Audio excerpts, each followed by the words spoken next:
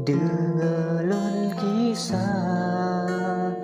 lembah gurute masa pun dile gelagap nama Tun 70 fun ge angke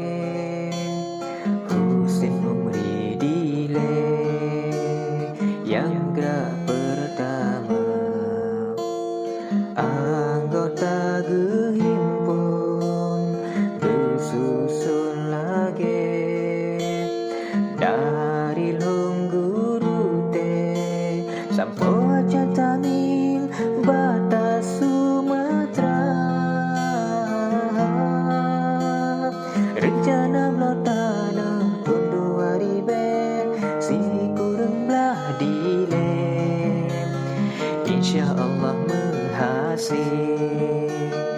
2021 kegiatan sosial